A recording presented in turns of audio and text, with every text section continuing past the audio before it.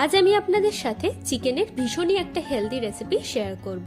By the way, আমি আপনাদের Trisha and welcome to my channel Trisha sassy ট্রিটে।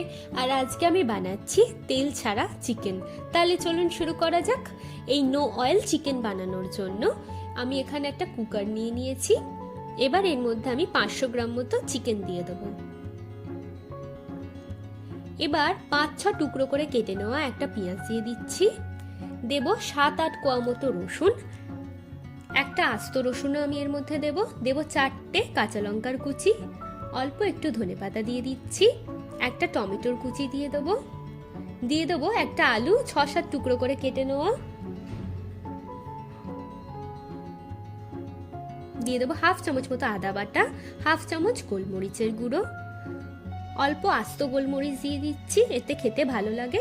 দিয়ে দেবো স্বাদ মতো নুন, অল্প একটু চিনি, আর দেব অল্প একটু জল। এবার কুকারের ঢাকনাটাকে আমি বন্ধ করে দেবো আর 3 থেকে 4টে আমি এর মধ্যে সিটি দিয়ে দেবো।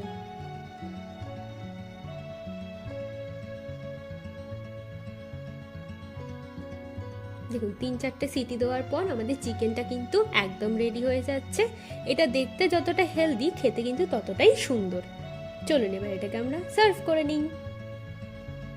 আমার ভিডিওটি যদি আপনাদের ভালো লেগে থাকে তাহলে প্লিজ একটি লাইক করবেন, প্রচুর শেয়ার করবেন, আর আরও ভিডিও পেতে আমার চ্যানেলটিকে সাবস্ক্রাইব করবেন। টাটা।